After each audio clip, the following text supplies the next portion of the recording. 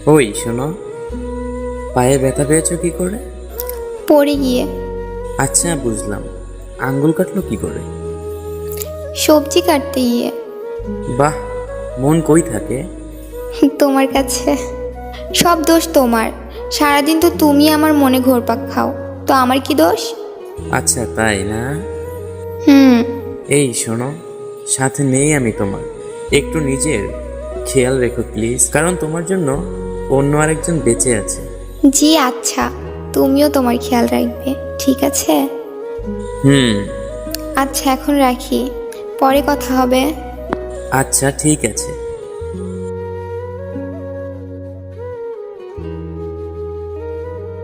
Hello. বলো। আমি না তোমাকে একটা কথা বলতে চাই। বলো শোনা। না মানে, আমি আর এই রিলেশন রাখতে পারবো না।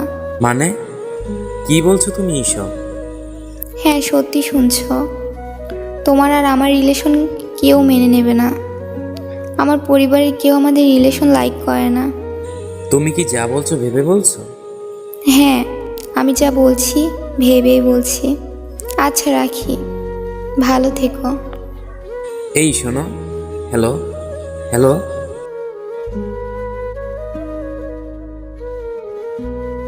হ্যালো। কেমন আছো?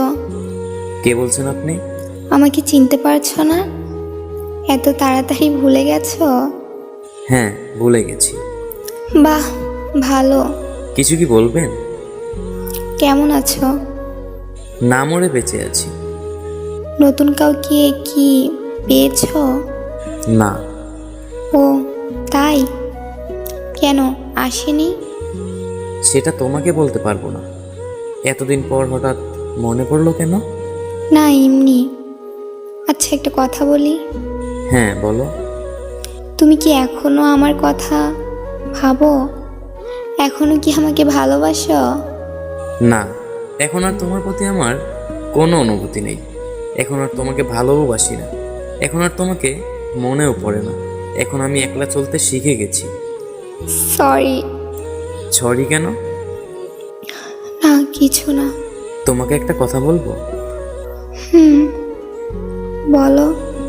আমি কি দোষ করেছিলাম যে আমাকে ছেড়ে অন্য একজনের হাত ধরে চলে গেলে? আমার কি অপরাধ ছিল যে আমাকে এত কষ্ট দিলে? আমার জীবনটা তো নষ্ট করেছো, কিন্তু এখন যে তোমার জীবনে আছে তাকে কষ্ট দিও না। আচ্ছা, এখন যদি আমি তোমার জীবনে ফিরে আসতে চাই তাহলে কি করবে? শোনো, আমি এমন একটা ছেলে যে আমাকে পাবে সে খুব লাকি। আর তুমি তো আমাকে পেয়েও হারিয়েছো। তোমার মতো বোকা আর হয় না। তুমি আমাকে ঠকিয়েছো, তার মানে আমি বোকা নই। আমি বিশ্বাস করেছি তাই ঠকেছি। আচ্ছা এখন রাখছি। প্লিজ ফিরে এসো, আমি তোমাকে ছাড়া থাকতে পারবো না।